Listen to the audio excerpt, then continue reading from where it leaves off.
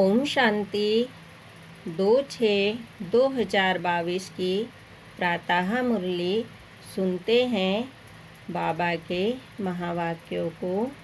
मीठे बच्चे, सत्य बाप तुम्हें सब सत्य सुनाते हैं। ऐसे बच्चे बाप से सदा सच्चे रहना है। अंदर में कोई भी झूठ कपट नहीं रखनी है। प्रश्न: संगम पर तुम बच्चे किस कॉन्ट्रास्ट को अच्छी तरह से जानते हो?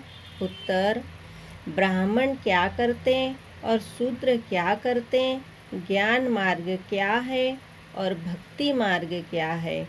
उस जिस्मानी सेना के लिए युद्ध का मैदान कौन सा है और हमारा युद्ध का मैदान कौन सा है, यह सब कॉन्ट्रास्ट तुम बच्चे ही जानते हो। सतयुग अथवा कलयुग में इस कॉन्ट्रास्ट को कोई नहीं जानते। गीत चला। माता ओ माता, ओम शांति।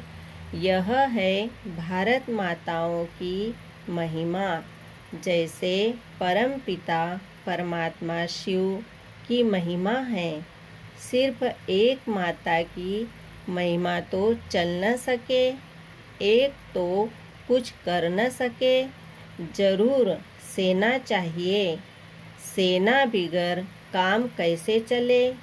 शिव बाबा है एक, वह एक न हो तो माताएं भी न हो, न बच्चे हो, न ब्रह्म कुमार और कुमारियां हो। फिर बाबा ने कहा, मैं मेजॉरिटी माताओं की है, इसीलिए माताओं को ही महिमा दी गई है। भारत माताएं जो शिव शक्ति गुप्त सेना है और अहिंसक है, कोई भी प्रकार की हिंसा नहीं करती है। हिंसा दो प्रकार की होती है, एक है काम कटारी चलाना, दूसरा है गोली आदि चलाना, क्रोध करना, मारना आदि। इस समय जो भी जिस्मानी सेनाएं हैं, वह दोनों हिंसा करती है। आजकल बंदूक आदि चलाना माताओं को भी सिखाते हैं। वह है जिस्मानी सेना की माताएं और यह है रूहानी सेना की दैवी संप्रदाय वाली माताएं। वह कितनी ड्रिल आदि सीखती है। तुम शायद कभी मैदान में गई भी नहीं हो। वह बहुत मेहनत करते हैं, काम विकार में भी जाते हैं। ऐसे कोई मुश्किल होंगे जो शादी नहीं करते होंगे। उस मिलिट्री में भी बहुत सीखते रहते हैं, छोटे छोटे बच्चों को भी सिखाते हैं। वह भी सेना है, यह भी सेना है। सेना का तो गीता में अच्छा ही विस्तार लिखा हुआ है। फिर बाबा ने कहा, परंतु प्रैक्टिकल में क्या है, यह तो तुम ही जानते हो कि हम कितने गुप्त है। शिव शक्ति सेना क्या करती है, विश्व का मालिक कैसे बनते हैं, इसको कहा जाता है युद्ध स्थल। तुम्हारा युद्ध का मैदान भी गुप्त है। मैदान इस मांडवे को कहा जाता है। आगे माताएं युद्ध के मैदान में नहीं जाती थी। अभी यहाँ से पूरी भेंट होती है। दोनों सेनाओं में माताएं हैं, उनमें मेजॉरिटी पुरुषों की है, यहाँ मेजॉरिटी माताओं की है। कंट्रास्ट है ना। ज्ञान मार्ग और भक्ति मार्ग का यह लास्ट कंट्रास्ट है। फिर बाबा ने कहा, सतयुग में कंट्रास्ट की बात नहीं होती। बाबा आकर कंट्रास्ट बताते हैं। ब्राह्मण क्या करते और शूद्र क्या करते हैं, दोनों ही यहाँ युद्ध के मैदान में हैं। सतयुग व कलयुग की बात नहीं है, यह है संगम युग की बात। तुम पांडव संगम युगी हो, कौरव है कलयुगी। उन्होंने कलयुग का टाइम बहुत लंबा कर दिया है। इस कारण संगम का उन्हों को मालूम ही नहीं है। धीरे धीरे यह ज्ञान भी तुम्हारे द्वारा समझेंगे तो एक माता की महिमा नहीं है, यह है शक्ति सेना। ऊंचे ते ऊंच एक भगवान है और तुम हुबहू कल्प पहले वाली सेना हो। इस भारत को देवी राजस्थान बनाना यह तुम्हारा ही काम है।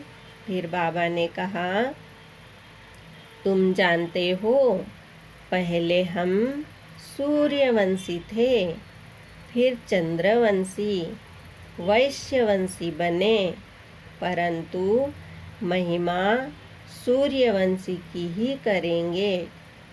हम पुरुषार्थ ही ऐसा कर रहे हैं जो हम पहले सूर्यवंशी अर्थात स्वर्ग में आवे। सतयुग को स्वर्ग कहा जाता है। त्रेता को वास्तव में स्वर्ग नहीं कहा जाता है। कहते भी है फलाना स्वर्ग पधारा, ऐसे तो नहीं कहते। फलाना त्रेता में राम सीता के राज्य में गया। भारतवासी जानते हैं कि बैकुंठ में श्री कृष्ण का राज्य था, परंतु श्री कृष्ण को द्वापर में ले गए हैं। मनुष्यों को सत्य का पता ही नहीं है। सत्य बताने वाला सतगुरु कोई उनकी मिला ही नहीं है, कोई उनको मिला ही नहीं है। तुमको मिला है, वह सब सच पाते हैं और सच्चा बनाते हैं। बच्चों को कहते हैं, बच्चे तुम कभी भी झूठ कपट नहीं करना, तुम्हारा कुछ भी छिपा नहीं रहेगा। जो जैसा कर्म करते हैं ऐसा पाते हैं। बाप अच्छे कर्म सिखलाते हैं। ईश्वर के पास कोई का भी कर्म छिप नहीं सकता। कर्म भोग भी बहुत कड़ा होता है। भल तुम्हारा यह अंतिम जन्म है तो भी सजा तो खानी पड़ेगी, क्योंकि अनेक जन्मों का हिसाब किताब चुकतू होना है। बाबा ने समझाया है, काशी कलवट खाते हैं तो जब तक प्राण निकले तब तक भोगना भोगनी पड़ती है। बहुत कष्ट सहन करना पड़ता है। एक तो कर्म भोग, बीमारी आदि का दूसरा, फिर विकर्मों की सजा। उस समय कुछ बोल नहीं सकते, चिल्लाते रहते हैं, त्राही त्राही करते हैं। पाप आत्माओं को यहाँ भी सजा वहाँ भी सजा मिलती है। सतयुग में पाप होता ही नहीं, न कोर्ट न मजिस्ट्रेट होते हैं। न कोर्ट न मजिस्ट्रेट होते हैं, न गर्भ जेल की सजा होती है। वहाँ गर्भ महल होता है। दिखाते भी है। पीपल के पत्ते पर कृष्ण अंगूठा चूसता हुआ आया। वह गर्भ महल की बात है। सतयुग में बच्चे बड़े आराम से पैदा होते हैं। आदि मध्य अंत सुख ही सुख है। इस दुनिया में आदि मध्य अंत दुख ही दुख है। फिर बाबा ने कहा, अभी तुम सुख की दुनिया में जाने के लिए पढ़ रहे हो। यह गुप्त सेना वृद्धि को पाती रहेगी। जितना जो बहुतों को रास्ता बताएंगे वह ऊंच पद पाएंगे। मेहनत करनी है। याद की बेहद का वर्षा जो मिला था वह अब गंवाया है। अब फिर से पा रहे हैं। लौकिक बाप पारलौकिक बाप दोनों को याद करते हैं। सतयुग में एक लौकिक को याद करते, पारलौकिक को याद करने की जरूरत ही नहीं। वहाँ सुख ही सुख है। यह ज्ञान भी भारतवासियों के लिए है और धर्म वालों के लिए नहीं है। परंतु जो और धर्मों के कन्वर्ट हो गए हैं वह निकल आएंगे, आकर योग सीखेंगे। योग पर समझने के लिए तुमको निमंत्रण मिलता है। फिर बाबा ने कहा, तो तैयारी करनी चाहिए। समझाना है। क्या तुम भारत का प्राचीन योग भूल गए हो? भगवान कहते हैं, मन मना भव। परम पिता परमात्मा कहते हैं निराकारी बच्चों को कि मुझे याद करो तो तुम मेरे पास आएंगे। तुम आत्मा इन ऑर्गेन्स से सुनती हो। मैं आत्मा इन ऑर्गेन्स के आधार से सुनता हूँ। मैं सबका बाप हूँ। मेरी महिमा सब गाते हैं। सर्वशक्तिवान, ज्ञान का सागर, सुख का सागर, आदि आदि। यह भी टॉपिक अच्छी है। शिव परमात्मा की महिमा और कृष्ण की महिमा बताओ। अब जज करो कि गीता का भगवान कौन। यह जबरदस्त टॉपिक है। इस पर तुम्हें समझाना है। बोलो, हम जास्ती समय नहीं लेंगे। 1 मिनट दे तो भी ठीक है। भगवानु वाच मन मना भव। मामेकम याद करो तो स्वर्ग का वर्षा मिलेगा। यह किसने कहा? निराकार परमात्मा ने ब्रह्मा तन द्वारा ब्राह्मण बच्चों को कहा।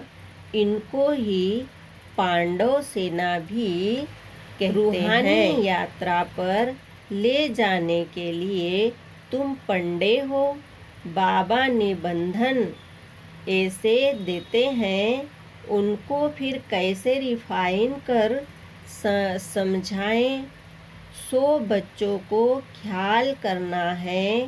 बाप को याद करने से ही मुक्ति, जीवन मुक्ति का वर्षा मिलेगा। हम ब्रह्म कुमार और कुमारियां हैं। वास्तव में तुम भी हो, परंतु तुमने बाप को पहचाना नहीं है। तुम बच्चे अभी परम पिता परमात्मा द्वारा देवता बन रहे हो। भारत में ही लक्ष्मी नारायण का राज्य था। छोटे छोटे बच्चे बुलंद आवाज से बड़ी बड़ी सभा में समझाएं तो कितना प्रभाव पड़ेगा। समझेंगे, ज्ञान तो इनमें है, भगवान का रास्ता यह बताते हैं। निराकार परमात्मा ही कहते हैं, हे आत्माएं, मुझे याद करो तो तुम्हारे विकर्म विनाश होंगे। गंगा स्नान, तीर्थ आदि जन्म जन्मांतर करते करते पतित हो बनते आए। भारत की ही चढ़ती कला उतरती कला है। बाप राजयोग सिखलाकर चढ़ती कला अर्थात स्वर्ग का मालिक बनाते हैं। फिर माया रावण नरक का मालिक बनाती है। फिर बाबा ने कहा, तो उतरती कला कहेंगे ना। जन्म बाई जन्म थोड़ी थोड़ी उतरती कला होती जाती है। ज्ञान है चढ़ती कला, भक्ति है उतरती कला। कहते भी हैं, भक्ति के बाद फिर भगवान मिलेगा, तो भगवान ही ज्ञान देंगे ना। वही ज्ञान का सागर है। ज्ञान अंजन सतगुरु दिया, अज्ञान अंधेरा विनाश। अज्ञान अंधेर विनाश। सतगुरु तो एक परमपिता परमात्मा ही है। महिमा सतगुरु की है, न कि गुरु की। गुरु लोग तो ढेर है, सतगुरु तो एक है। वही सद्गति दाता पतित पावन लिबरेटर है। अभी तुम बच्चे भगवानुवाद सुनते हो। माँ में कम याद करने से तुम आत्माएं शांति धाम चली जाएगी। वह है शांति धाम, वह है सुख धाम, और यह है दुख धाम। फिर बाबा ने समझाया, क्या इतना भी नहीं समझते? बाप ही आकर पतित दुनिया को पावन दुनिया बनाते हैं।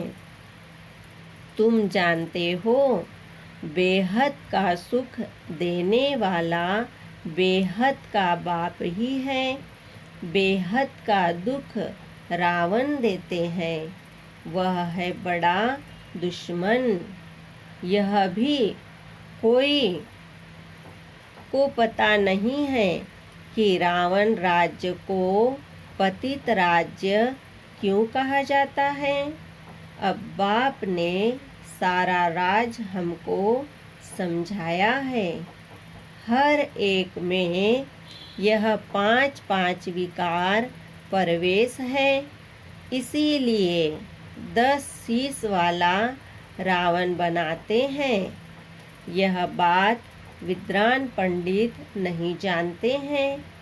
अब बाप ने समझाया है, राम राज्य कब से कहाँ तक चलता है। यह बेहद की स्त्री ज्योग्राफी समझाते हैं। रावण है बेहद का दुश्मन, भारत का। उसने कितनी दुर्गति की है। भारत ही हेवन था जो भूल गए हैं। अभी तुम बच्चों को बाप की श्रीमत मिलती है। बच्चे बाप को याद करो। अल्फ और बे परम पिता परमात्मा स्वर्ग की स्थापना करते हैं। रावण फिर नरक स्थापन करते हैं। तुमको तो स्वर्ग स्थापन करने वाले बाप को याद करना है। भलग्रस्त व्यवहार में रहो, शादी आदि पर जाओ। जब फुर्सत मिले तो बाप को याद करो। शरीर निर्वाह अर्थ कर्म करते हुए जिसके साथ तुम्हारी सगाई हुई है उसे याद करना है। जब तक उनके घर जाएं तब तक भल तुम सब कर्तव्य करते रहो, लेकिन बुद्धि से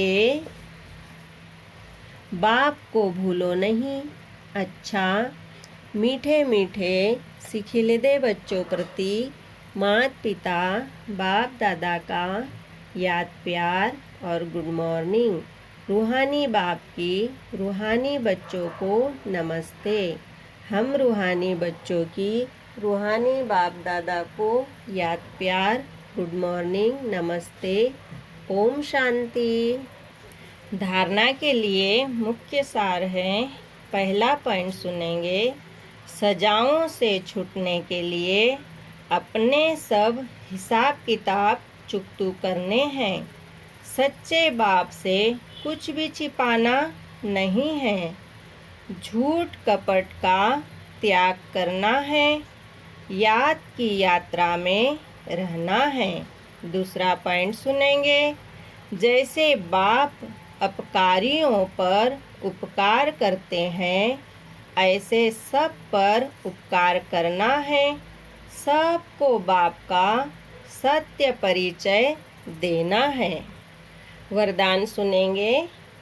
ईश्वरीय संस्कारों को कार्य में लगाकर सफल करने वाले सफलता मूर्त भव। वरदान का डिटेल सुनेंगे। जो बच्चे अपने ईश्वरीय संस्कारों को कार्य में लगाते हैं, उनके व्यर्थ संकल्प स्वतः खत्म हो जाते हैं। सफल करना माना बचाना या बढ़ाना, ऐसे नहीं। पुराने संस्कार ही यूज करते रहो और ईश्वरीय संस्कारों को बुद्धि के लॉकर में रख दो। जैसे कईयों की आदत होती है अच्छी चीज़ें व पैसे बैंक अथवा अलमारियों में रखने की। पुरानी वस्तुओं से प्यार होता है, वह यूज करते रहते। यहाँ ऐसे नहीं करना।